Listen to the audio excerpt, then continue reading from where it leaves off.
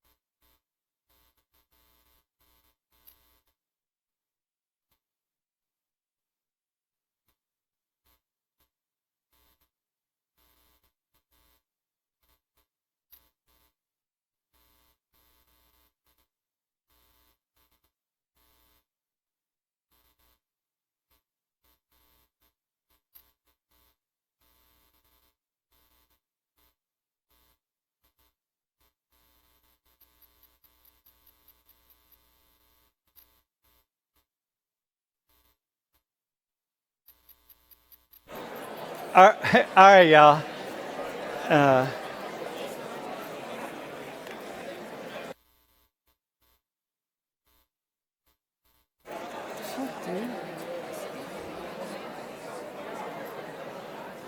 All right, how about this one?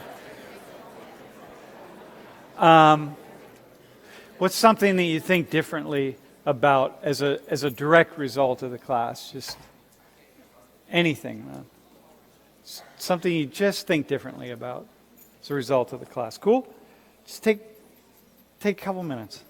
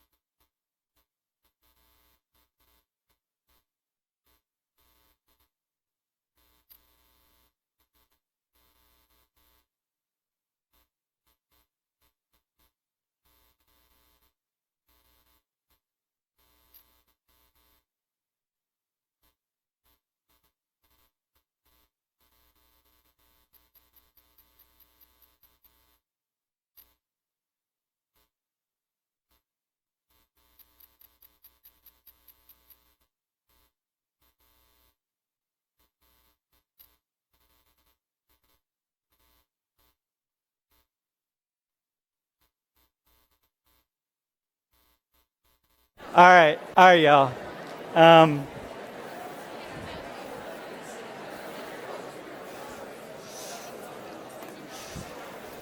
So let's do this. What is so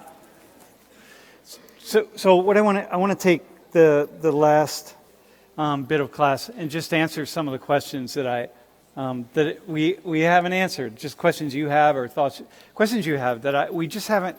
There's not enough time, and there are too many things to talk about, and it's just not possible to go over all of the things that would come up in a class on such as this. So I want to just open it up, and what are some of the questions you have? And I just want to bounce them around the room, and I don't want to get hung up on any one particular thing. But, Peter, you have a mic up there, right? All right. And Jeff, you have a mic, right? All right, bro. I was just curious, what is the craziest thing that's ever happened in this class? In this class?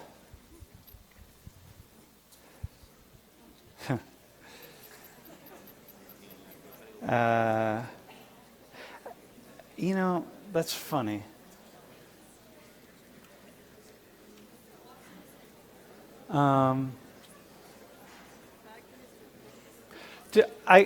It's not really that happened in this class per se, but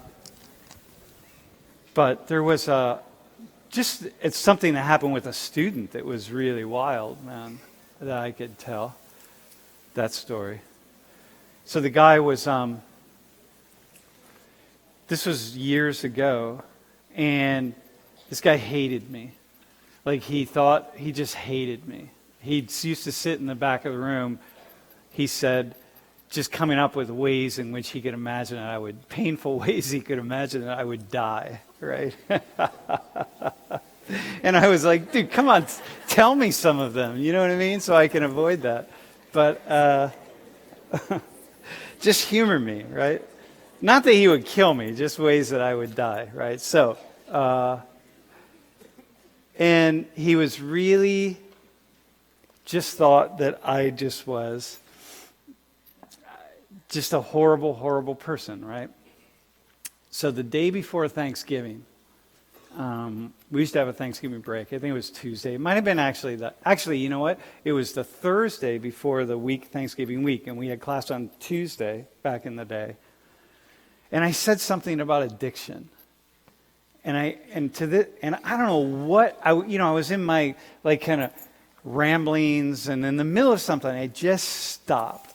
And I said, hey, by the way, those of you who are addicts, I just want to tell you that you need to deal with your addiction right now. Whether it's weed or alcohol or anything else. You need to deal with it right now. Not tomorrow, not next week, not when you get out of school. You need to actually deal with it right now, because there's never going to be a right time to deal with it, and it's only going to get worse. And if you allow it to get worse, trust me, life spirals really quickly, and you just don't want that. So just do it right now, man, starting right after class, right? So I just said that, and then I just moved on. Never thought about it, just whatever, right? So after the Thanksgiving break, this guy shows up after class. Everybody leaves, and he shows up, and he was this really big dude, man, like 6'6", probably 280 pounds, all muscle, like really big dude. And he was older. He was like in his late 20s, older than most students. So he says, hey, man, I got to talk to you. And so he just literally, it's as though he just bows down to me and says, you saved my life. I owe you my life. And I'm like, dude. And he starts crying. He's like this big guy. So then he tells me the story of how he hated me, right? And that he went home. He had a $300 a day heroin addiction, back when heroin was expensive. And he went home and he went cold turkey. And it was a brutal week of him and he had been a heroin addict for like 3 years. And he was a trust fund kid, so he had lots of money, and he would get his heroin FedEx to him from across country, like every day. It's like, so $300 a day, it's like you think, who can afford that? But if you're a trust fund kid, you can, right? He wasn't really a kid. But anyway, he said, look, I hated you, but forget all that, like bygones be bygones. And then he just loved me, became my best friend, because I, according to him, saved his life, right? And I was just, damn, man. So that's why I sometimes allow myself to go off on a tangent on something, because I never know what will land in somebody. That was I just thought of him the other day. I haven't thought of him in years, but yeah. That was kind of cool. Dude,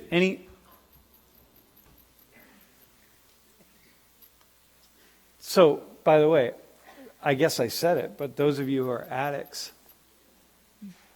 deal with it. You don't wait, man. Just deal with it. All right. Who else? Question. Who's got a question? Bro. When did your stream really kick off in popularity, and how did this class become famous around here? Dude, first off, I don't see the class as I don't really understand. First, it's not that popular, really. I don't know how popular it is, but I don't see it that way. I come and teach.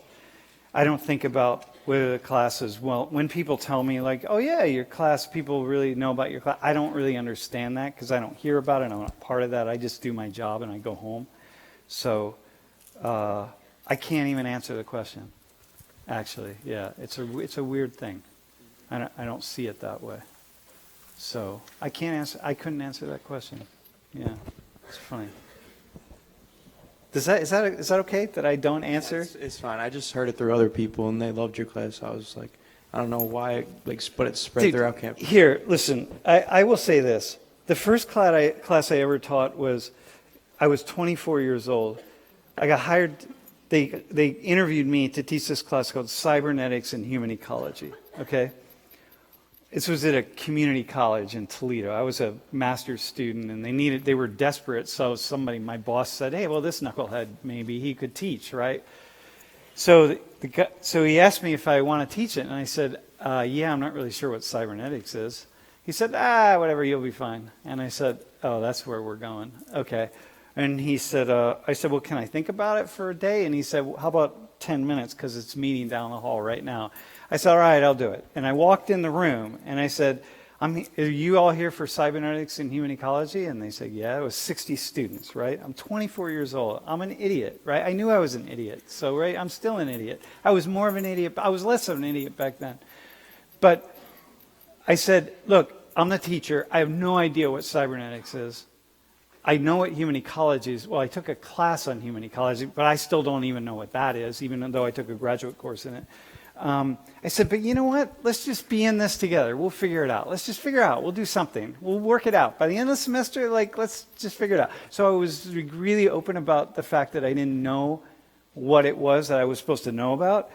And I was never afraid to be ignorant because I just recognized I'm ignorant, partly because I had to be recognized that. And so there's a way in which I've always been the kind of teacher that, and then students really love the class. And I think from early on I decided, well, if I'm just a half step ahead of them, then that's okay, because we're all learning together. That's what's going on in here, y'all. Like, you may think that I know something. I don't. I'm just learning it as we go along. And so, like, I just start talking about things that most of you don't know anything about, and I maybe just learned about yesterday. So I'm like, you might think, this guy knows something. I don't know anything. It's just you haven't thought. You could teach me about all sorts of things. So anyway, I've always sort of taught like that, and I think that for some reason that seems to work, and then students appear to be drawn to that sort of thing. So the class was also popular before the stream. I took this class 5 years ago when there was only that one camera here, and my advisor from Penn State Harrisburg told me you need to take this class, and I said no. And then I tried it out, and here 5 years later, but it was big before then. And to answer your question about popularity of the stream, it's not very popular. He's making it sound more popular than it could be, but it's No, I said it wasn't very popular. Yeah, but you were like, I don't really know. It's not. Yeah. No, it's not. But we do it because people who watch it and like it want to keep it. So. And we do it because of the assignments. It's like a really fun way. It also keeps me on my toes, man, because there are a lot of haters on the stream.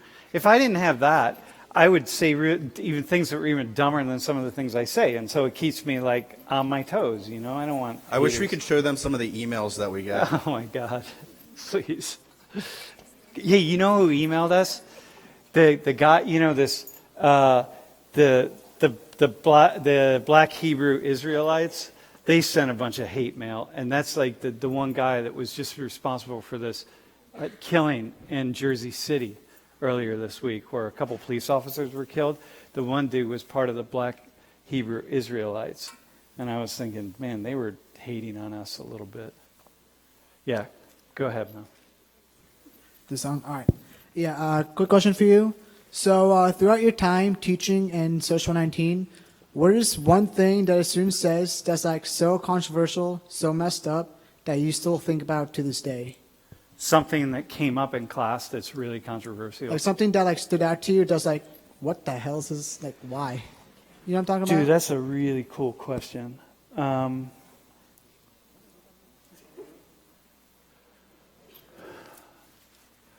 Like, what is there something in here that I won't touch, for example, right? Like maybe I did and I don't, and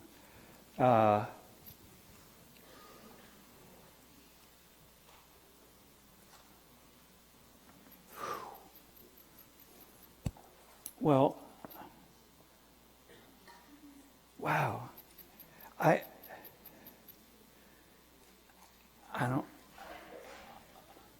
I don't know that there's anything, actually. There are things that I don't think are, first off, I think that things are controversial because certain people have hijacked the conversation about those issues. And then once they hijack the conversation, other people are in opposition to that, to what they are saying. And so like any discussion of it is seen in one of these two polarizing camps. But I live in this world where I walk down the middle road and I'm looking at things all around, and so things aren't nearly as controversial to me as they might be to somebody else. I take like what a colleague of mine calls a naturalistic approach. So like when we were talking about menstruation, right, or a couple last week or week before, like there's nothing controversial about menstruation. I mean, you know what I mean? Like, come on, are you kidding me? It's like if I was talking about the fact that our hair often turns gray as we age. Like, that's not controversial. That's just this thing. So that happens to human beings, right? So let me just stay with the question and see if something comes up. That's a really cool. Yeah. Yes, somebody else. Who else has a question? Anything at all? They kick something out. What's the like number one country that you haven't been to that you want to go to? China. And, like, why? China. Why? I've never been to China. Just because, like, I feel like I don't understand the future of the world if I don't really if I'm not sitting in China. So, like, you know, it's like you don't have to go somewhere. But I have this way. I've been around the world enough that I can go into a space and be in that space and feel the flavor, the spirit, and the consciousness of a place, and it just helps me to really move forward. So I'm going to Korea in May, but I feel like I need to. I would say I need to see that because that's just future, man. For better or for worse. I mean, that's not even. That just is what it is. Yeah, bro. Have you ever come to class like on a drug or high? On purpose or by accident? Either one.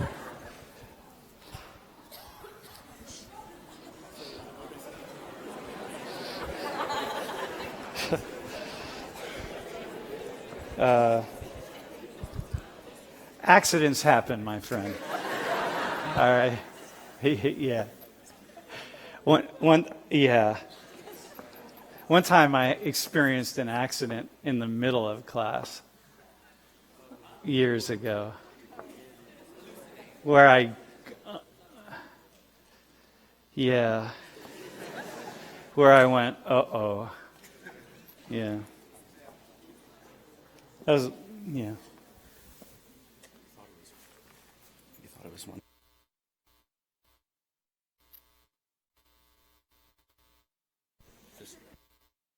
Oh, yeah. But sometimes you think it's one thing and it's another, so it's all good. Who else? Yeah, bro. What are your thoughts on the impeachment proceedings? Listen, man. Yeah, that's kind of... It's really...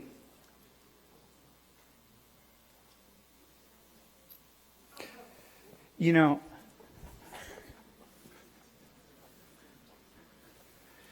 Okay, so here's my honest take, right? There's basically one political party in the United States, and it has two different names. You can either call it the Demopublicans or the Republicrats, but it's basically one party, and that party just sort of fights with each other. And they're basically fighting for power. And they're fighting for the same power, but it's basically one large group of people who are going to sort of move here or they're going to move here. And in the process, what happens, of course, is there's no really large vision. There's not a visionary. And so, this is the side of what we talk about as democracy, our so-called democracy, which doesn't exist except as an ideal type, right? There's nothing. Democracy, people only have power in an ideal typical way, right? You don't achieve it. It's not possible anywhere under any. So it's something that you strive for. You want to push more decision making down toward toward the masses, like toward the people, as much as possible, and as little as possible at the very top, right? That's democratic process. So you bring people more in, which is why, in the ideal, more conservative perspective, you reduce the role of the state as much as possible so that the people have more power to make decisions for themselves, okay? And which is why this is the ideal. If you think that's true, then this is the essence of conservatism in the most sort of like ideal, typical way, okay? So look, this process is simply this group of people that has this little division between it that isn't really that great. This group of people just fighting with each other to see which ones of them can be, it's like crabs in a barrel, who can like pull themselves up to get to the top. And in the meantime, things can fall apart and are falling apart in lots of different ways, and it's really unfortunate. And so I think the impeachment process is part of that. But do I you didn't ask me what I thought about Donald Trump, but you asked about the impeachment process. That's a different story. So it's just really unfortunate that this is where, when there are some really, really, really serious issues, that we're gonna deal with this, right? And yeah, that's my take on it. Yeah, really serious stuff, man.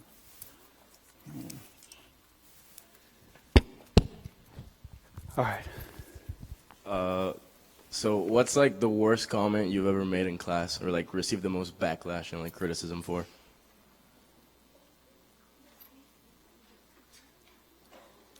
Damn. From my wife or from anyone? I don't know. You tell me. From my wife, I get a lot of things. Is there anything I've ever had to come back into class and apologize? I think I apologized once. Yeah. I think I just yelled at the class one time. I was just really pissed. For something you said, or like? Yeah, I dropped the F-bomb on the whole class because I was really angry. Because people were being extremely rude. Okay. And I think I was just super enraged at the rudeness. And what it was it was springtime. It was the first really nice day. People just didn't really want to be in class. And it was just such a mess. And I think I had a guest in class. I had a guest speaker. And people weren't paying attention. And I was so enraged. And I think then I had to come back to class the next day and say, hey, sorry about that, man. But y'all, like, first off, you deserved it. But I'm sorry. So I think that was, thank you. I would say that was it. Yo, we have a couple of questions from the stream. Go ahead, man.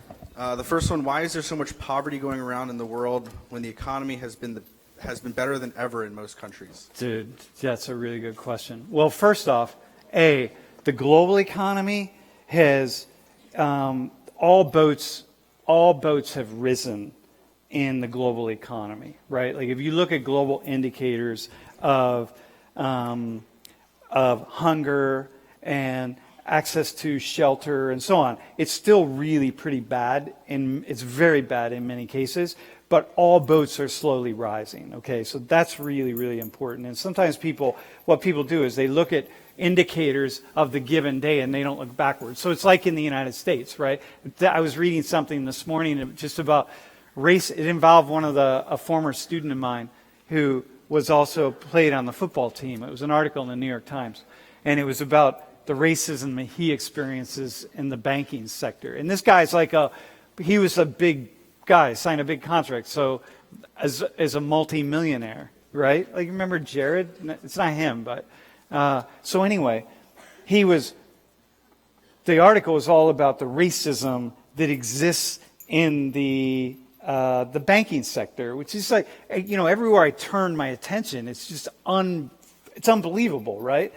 But what happens is I also have to look back. I got to look backwards and see, but how much racism, how much worse was it 20 years ago and 30 years ago? So a lot of times what happens is people are, like, y'all will not look backward. You'll look forward, or you look at now and you'll think, oh, things are really, really bad. But I'm like, it's worse than ever. It's like, no, actually, it really was worse not that long ago. So things are getting better. So I would say they are getting better. And I would say so in the global economy, that's the case. But the other side is, the economy is fueling y'all, but I just think we're in a transition right now. So, what is an issue now that was not an issue when you first started teaching this class? Climate change, for sure. That's one. I was thinking about it, but most people weren't thinking about it. And I would say it's more what were the issues in the past. Like, well, first off, the sensitivity of students on the left, like the sensitivity and the willingness to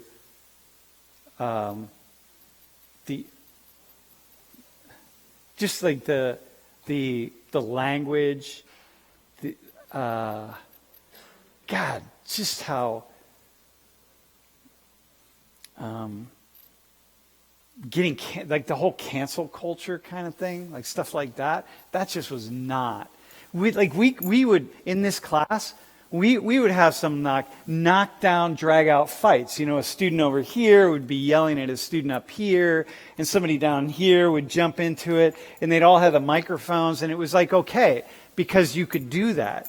But now it's like, first off, you won't even engage at that level, right? It doesn't happen in here because y'all have just changed. You won't engage. I could like try to start a fight in here, but you wouldn't keep it going. So it's like people won't even keep an argument moving, right? So that has changed a lot. And the last one I have for now, and I was going to skip it, and then there's now a debate happening over it. Why did Sam confuse Nazism with white nationalism? Why did he what?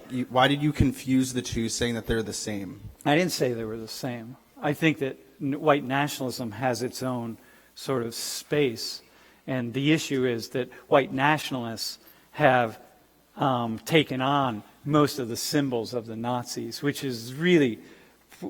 Look, here's something I didn't say the other day, right? Like, you know, when we had the... when you get the Nazis, right? I mean, you get like the Nazism and Nazis and Hitler. That's if you want to point to the greatest evil ever perpetuated in the world, that would be the Nazis and Hitler. I mean, that's what we turn to, right? And so when we have like the Charlottesville battles and you know, people are bringing their the swastikas and so on, and they're bringing them and flying the flags and wearing them on their shoulders and so on, right? Representing the Nazis. And then you have people in the United States not being really incensed about that. These are Nazis, y'all, right? So when Donald Trump, for example, says, well, you know, both sides are fighting, or both sides were wrong and both sides were violent. Okay, hang on. Yeah, both sides were violent, but one side was using Nazi symbols. And for whatever reason, the Nazi symbols are the Nazi symbols. So even if they don't want to be represented by Nazism and Hitler, like, then don't use the symbols. And like, that's just, I can't even imagine ever, under any condition, using the swastika to represent me in any possible way, given what happened to not only Jewish people, but other people. And so when that happens, and then we don't really say like, whoa, and that's not taking a dig at Trump, because it's taking a dig at lots of people who aren't like calling them out on that. It's like, oh, so that's not all white nationalists do that, but many are grabbing onto that symbol. Sorry, I forgot one more. Besides the students who are on the YouTube chat asking to start the quiz, why does the professor always bash white people, all the while teaching from an institution that was built on our white founders? I don't feel like I bash white. I just don't feel like I bash white. Do y'all feel like I bash white people? I feel like I've put black and brown people on the spot a lot. Damn, I don't know. Maybe I do. But maybe white people need to be bashed a little bit. You know what I mean? Like, white people also can be really sensitive. Look, you know, here's one, right? I was reading this story this morning this is my way of responding to that. I was reading this story about these World War II veterans. It was a black squadron, and they landed on D-Day. All these black men. And they were like, first off, Jim Crow is in effect in the United States. You understand Jim Crow. Separate water fountains, separate everythings. You're second-class citizens. You can't put your money in a bank. If you have money and you go to the bank and you say, hey, I have money for half of a house. Can you loan me the other half of the house? The banks just one after another say no. The level of discrimination was just first off, most of you don't read about it, you don't know about it, so it's just like whatever. It's just like it's just unbelievable, right? Okay, so then these guys go fight in World War II courageously and heroically. these black men who are unloved and unwanted at home and experience this amazing amount of discrimination. They go fight, and then they come back home and they're not even recognized at all. For any of the work that they did.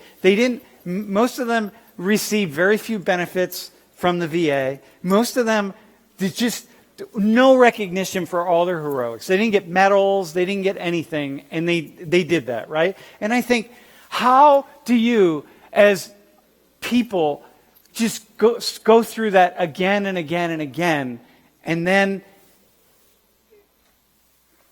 continue, just like these men fought, do that, and then just continue to be part of society? And like, okay, we got this. And then have every time you bring it up in any way, shape, or form, white people in this case would be like, oh, you're too sensitive. Like, why are you so sensitive? Or why you keep talking about that? I'm like, come on, man. Why don't you just take a hot minute and just look at what's going on, right? So I would just say that. I think white people are a bunch of snowflakes, man. Shit. Hey, Sam, I got a quick question. Yeah. What happened to the needy penis lecture? Ah, man. Yeah, I talked to my wife about that. She got tired of the needy penis. We used to do this. Lori would come in. Lori and I had a needy penis lecture we did. And it was her title. It was her class. And she just kind of got tired of it. But maybe we'll bring it back next semester, man. Watch social media. We'll bring it back. I'll try to talk her into doing that. I will. All right, go ahead, man. Do you think that living your life as an individual is more important than living life as part of a group? Well, I do, but only because I'm a Westerner. There are a lot of, for example, there are a lot of Arab students in here, or let's say African students in here in particular, right? Like West Africans or Arabs who are, in particular West Africans, I say, who live in this, in a really hard a culture of real intense, family bonds. And, the family is everything, right? And for me, as a Westerner, the family is okay, nuclear family, but unless I'm Italian or something, but even then I only need my extended family so I can fight with them, right? So anyway, Italians, am I right on that? Yeah, a little bit, you got it, right? So it's only because I'm from the West that for me the individual is really, really important. So my individual autonomy is really valuable, but it's also cool to see, but that's not true for everybody. Yeah, I get suffocated in families too much, man. Yeah, go ahead, man. Bro. Serious question that I'd like your take on. Did Jeffrey Epstein kill himself? Dude. I'm curious. I know. It's one of those things that it's in retrospect, this is conspiracy stuff, right? If you look backwards, whether it's 9/11 or it doesn't matter, JFK, when you look backwards, you can easily put all the pieces together to say oh, it definitely was a conspiracy. Because when you look backwards, you can make a puzzle fit any way you want to make it fit. And I don't like I have one final conspiracy, by the way. I have one conspiracy, and Bill Edmonds. So after class, he and I went out to Otto's, and we had a beer and got dinner, and we had a beer. And he dismantled one final conspiracy that I had. And I'm like, I don't have any. So my answer is, yeah, I think he killed himself. Yeah. Until otherwise, yeah. So taking what you said about the Nazi symbol, yeah. What are your thoughts on people who still fly the Confederate flag? Well, the Confederate flag is, look, here. The Confederate flag historically, it's not the Confederate flag. It's the Confederate battle flag. Yeah, but it's the battle flag. That's the flag that the Confederate Army took into battle in fighting to protect their way of life, which included slavery. It wasn't just slavery, but it included slavery, right? The vast majority of people who fought for the Confederacy didn't own a slave and probably almost never even interacted with a slave, okay? Because they were poor white people. And so this is so how do you get all these poor white people to go fight a battle that's not their battle? It's just like, how do we get people to go fight in Vietnam or to go fight anywhere? When you're like, what are you fighting for? Like, you're fighting for the rich, right? So that's like, you sort of have to put it into context. So most people are fighting for something they don't even know what it is. Just like people now who go off, people join the military for a lot of reasons, right? Like to get an education, or because they need discipline, or because they just want to be part of something, or they feel connected to the country, or there are lots of reasons. But almost nobody joins the military because they want to go to some foreign country and kill people, right? Because they want to go protect people, they want to carry a gun, they want to be a social worker, but they're going to carry a gun like Bill, right? So people a lot of times who carry that flag, the flag doesn't represent slavery to them. In fact, they probably don't know anything about slavery, right? It represents just some belonging of something, right? Just like people in the white supremacy movement who wear that swastika who've never seen anything about the Holocaust. So they really don't even know. They have no idea. And they're going to put the swastika on, and they're going to be like, dude, have you ever watched? Do you know anything about Auschwitz? Right? So this is the thing, right? That's my long answer to that. Most people, the flag is just like, I have had students in this class who, they have a car, and I go see their car, and there's a Confederate flag on the back. And I'm like, dude, what's the Confederate flag about, right? Yo, instead of just that, you can also talk about the Penn State logo. What's that? Well, how the fact that the Penn State logo means different things to different people. Oh, exactly, man. You mean like for some people, it means when you wear your Penn State gear, it means you support pedophilia, and it means Jerry Sandusky to some people, right? It's all about that. And you think, like, no, man, I'm just wearing my Penn State gear. And for somebody else, it's like, how could you wear that Penn State gear? That means you support all the things that Penn State represented regarding Jerry Sandusky and the football program and so on. And you're like, no, man, it doesn't mean that at all. I don't even think about that stuff. It's irrelevant. I'm just wearing my Penn State football hat. And so, yeah. Yes. So a few minutes ago, you talked about how you don't really have students debate with each other in class, and I kind of think that's a big issue, just of not being able to have productive dialogue between party lines, between generations, like at the Thanksgiving table, stuff like that. I was wondering how you think we could tackle that, embrace empathy. Yeah, well, one is to first off, for white people to learn, so let me just talk about race.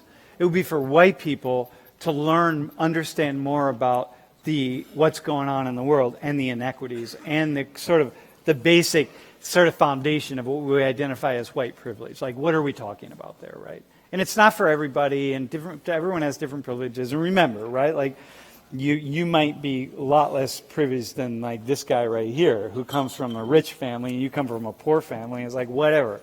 Right? So, but understanding, being able to have that conversation, being able to talk about the issues so that when you engage somebody, you can actually argue it out with them. You don't become a snowflake and melt, right?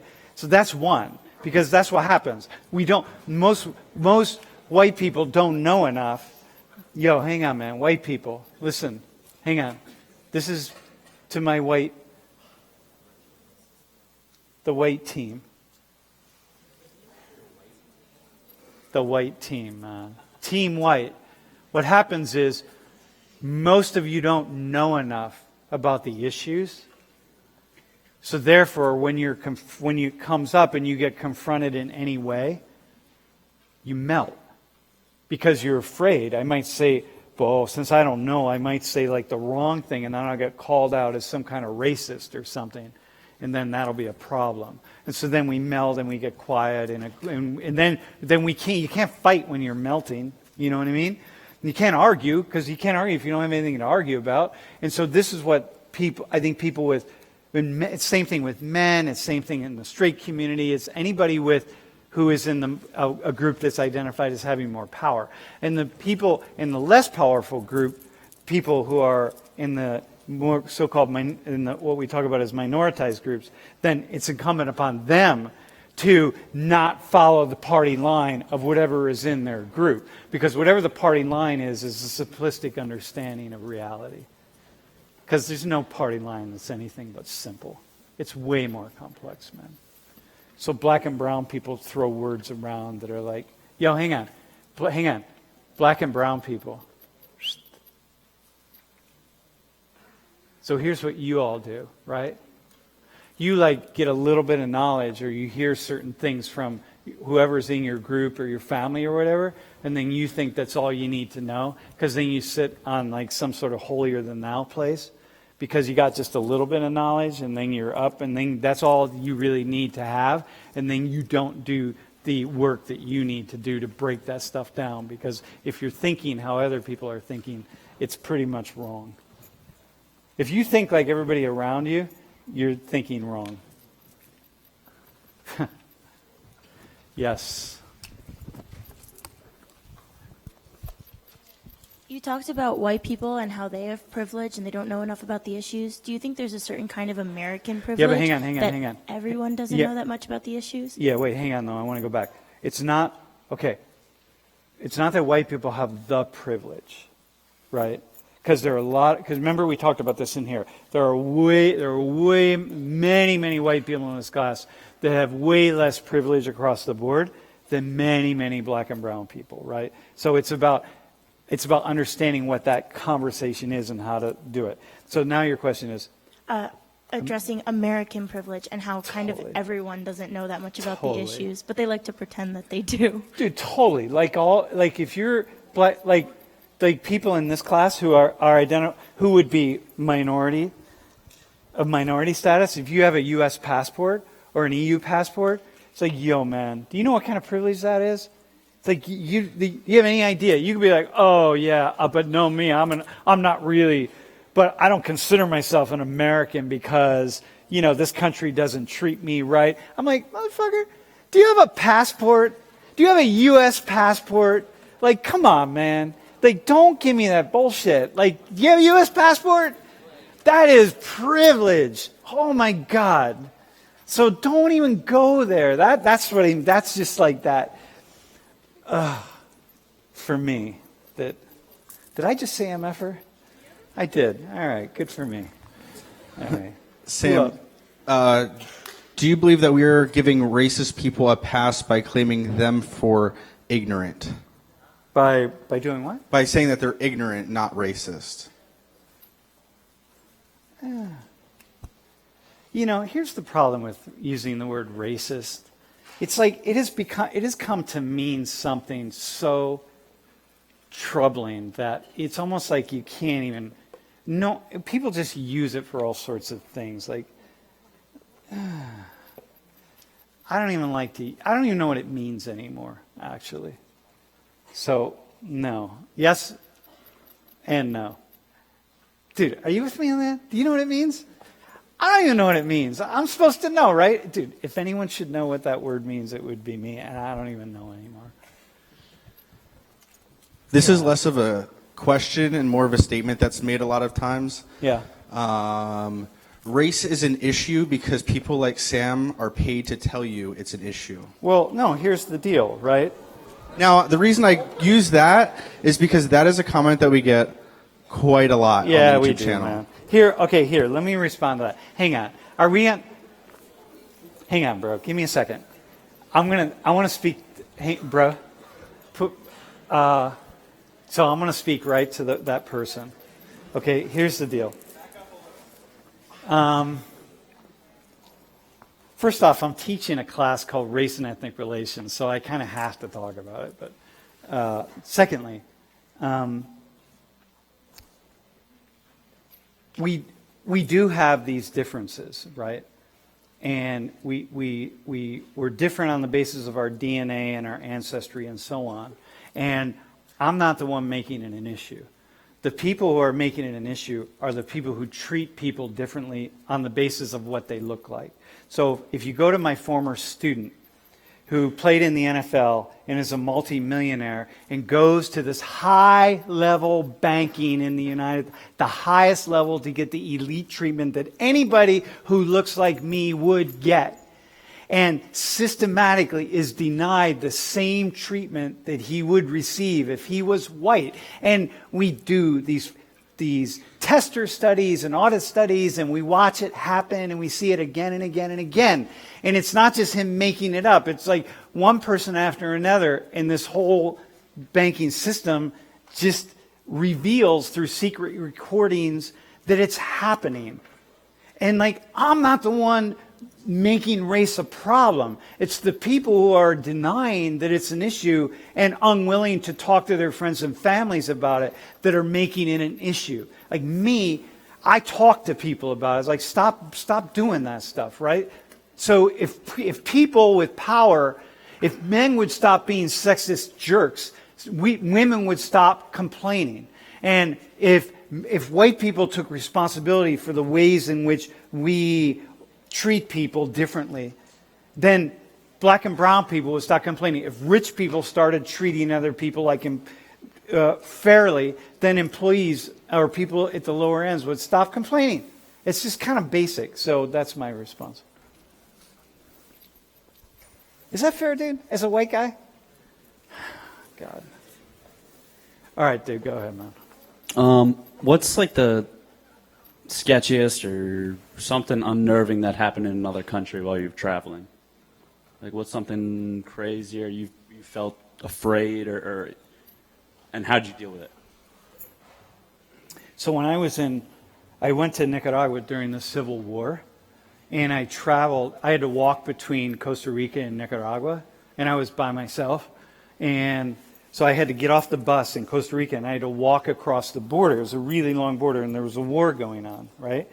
And I get to these guys with guns, and I don't know whose side they're on. They're either with the Contras, who the U.S. was funding to take over the Sandinistas, and so they're referring to me as a hippie, right? And I'm like, no, dude, it's all good. I'm not a hippie. I'm like, whatever, right? I had longer hair back then and so on. But I don't know whose side they're on, and I'm alone. And I'm in kind of the jungle area with these guys. And this is the middle of a war, right? So they're either on the side that hates me and they would easily just kill me, or they're on the other side, and I can't figure out who they are. And I'm just stuck sitting with these dudes for a while trying to be like, yeah, man, we cool? Like, we good? Like, we got that, so I can keep on walking.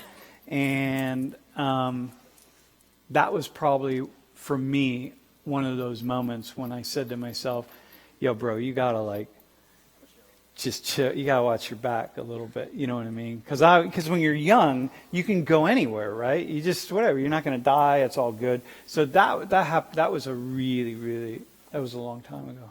Yeah, so what brought that on is like a buddy of mine, when I was studying abroad, he was robbed at knife point to his throat. Yeah. I was just wondering how you dealt with it. Yeah, I also got robbed. Oh, I got robbed, and a guy had his gun there, and I was taunting him about his gun.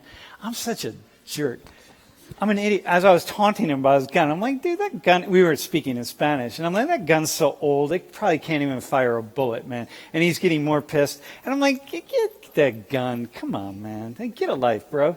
And I'm taunting this guy because I'm thinking, like, I'll just taunt him and now I'll just walk away.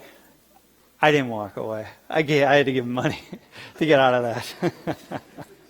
But it was worth the taunt anyway. That was in the Dominican Republic. Yeah. All right, man. Who else has a question? You can ask me a really personal question, by the way. You got a couple minutes. Do you have a personal one? Yeah, we have one up here. Yeah. All right. Do you ever see like equality existing during like our humanitarian existence? Do I say what? Like, do you see like equality becoming a thing like while our humanity exists? No, man. Equality? Yeah, equality, like just equal terms. No, mostly no. People are not interested in that. It's mostly I just don't think people can. Dude, is it a personal question? Good. Make it personal, man. Make it a question my wife would be squeamish about. What do you think's going to happen to you when you die?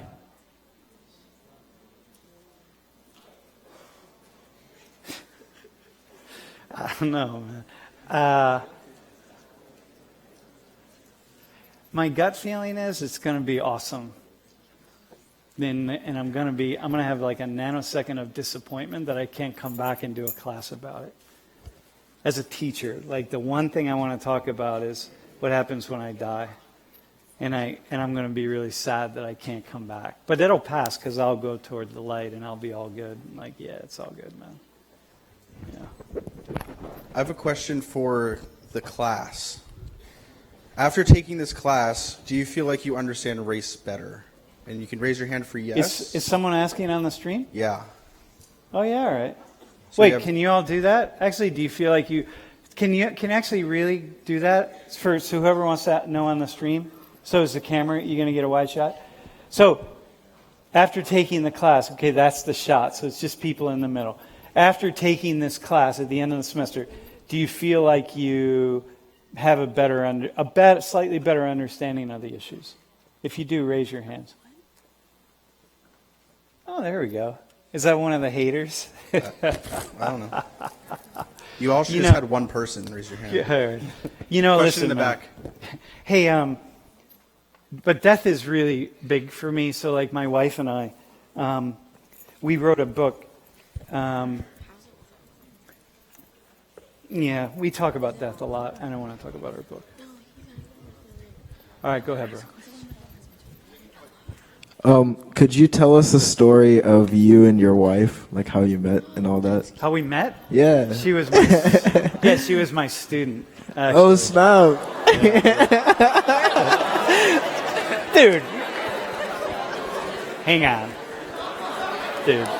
I know, I say that because it's like, oh yeah. No, dude, so here's the thing. No, I say that on purpose because you can't not see me. Dude, how old are you, bro? Oh, you're 18. Hey, is anyone 20? Is anyone 25 in here? Who's 25? Bro, you 25? All right, dude, stand up. Who's 21? Are you 21? Dude, stand up. I was 25. She was 21. I was starting my PhD program. She was finishing her undergrad. So she took this class I was teaching. There were 30 students in it. So I wasn't like me. I'm 25, like this guy. I was young. All right, thanks, man. So. I mean, you think like, oh my God, like I'm dating her, you know what I mean? Yeah, will you be my wife? Like, come on, man. So, and she came to my office because she thought I was a jerk. And she just came to argue with me. And so she started arguing with me, and she was smarter than me. And then we just kind of argued for the rest of the semester, and then we just kind of got to know each other, and then we fell in love. That's how it happens.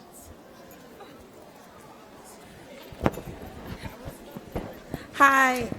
So I wanted to follow up after the question of death, but as of class of Tuesday or last week, Thursday, how we found out you're Angelica's godfather, like where do you see yourself in her life in the future? Dude, isn't that awesome? So look, she's the only child that's ever come along that I said, I want to be the person in her life that goes and picks her up and like takes her to the park and goes here and maybe go on a trip with her and do all sorts of stuff. Like she's going to be that child for me.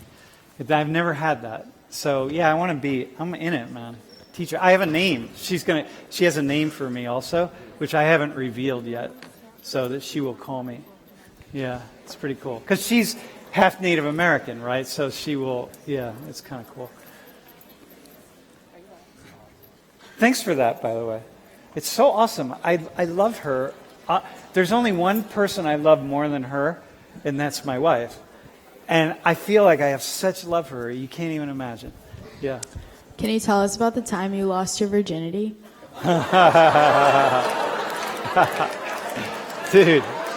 Yeah. Well, I can... Dude. I can tell you I was 14, right? So, yeah. I had a high school girlfriend. I was very lucky, actually. I had a high school girlfriend, and we just used to like to do that a lot. So it was just one of those things. We just were perfectly matched, and we just spent 3 years, just having fun. Yeah. In retrospect, though, I wish it had been different, because in retrospect, it probably worked against me in some way.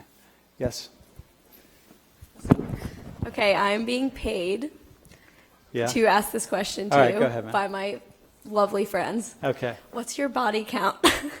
My body count? What's body count? Oh, really? Oh my God. Dude. Yeah. Jeff says it's 2. Yeah, maybe 4. Yeah, really not. No. It's not very high. It's actually really low. Yeah, I'm not, it's not my thing, yeah. Maybe. Is that fair? Is that fair? All right, 2 more questions, man. Who's got a, He was going to ask the same question. Huh? Way at the top. All right, go ahead. Hey, I have a question about death and stuff. So, do you believe in reincarnation? And if so, what were you in your past life? Yeah, so I don't know. I definitely was not some big king. Everyone who believes in reincarnation, they always have like some, I was a prince, or I was, Marie Antoinette or No, something. but like you could I be was like just- an animal too. Like it Okay, doesn't all have to right, be, like, I was probably a king. cockroach. But the issue is that, as I said last class, the only evidence we have, the only solid scientific evidence is for reincarnation. We don't have any other solid scientific evidence. But we do have it for that. So you do believe in it? Well, I think it must happen because I've really explored it, and it really appears as though, yeah, for some people, which would mention everybody. So a couple classes ago, we were talking about psychedelics. And did We you were say talking about what? Psychedelics. Psychedelics, yeah. You said you've done shrooms and acid. I've never done acid, by the way. Just shrooms. Okay. I was going to say which do you prefer, but Which do I prefer? Nah, I'm into natural things. Yeah. All I'm right, not. I don't recommend it for people who are not ready for it, though. By the way, it's really problematic. Okay. All right. Listen, man. Are we good? Last question, and then okay. Go ahead, bro. Hi. Follow up to the reincarnation question. If you were to be reincarnated, what would you want to be in your next life? A sloth. Yeah. Now, just like chilling out. You know what I mean? Just observing and watching and moving really slow. That would be really cool. Hey, all right. Hey, listen. Let me say the final thing. I got just a quick announcement, and then we're going to go. So, number 1. We're going to offer. So one thing we do in the summer version of Social 119 is we use videos from the class, and then students who would take the class just watch the videos. So it's like you're sitting in the class because you're using these lectures and stuff. So we're going to offer it in the summertime. If you have friends who need to take it, and it's actually this coming summer, we're making it really, really easy. It'll be a cool class using lectures from this year. So but it's not through World Campus. We're doing it through sociology. So if you know someone who needs a class and they want to take it, have them take it. It'll be cool. The second thing is, the only thing I like to always leave us on at the end of a semester is, I really hope that you feel more confused at the end of the semester than you did in the beginning. Because I really have this belief that if you're not confused, you really don't know what's going on. Like confusion is the best possible thing. And can we just do an applause for the semester, right? Good semester. And,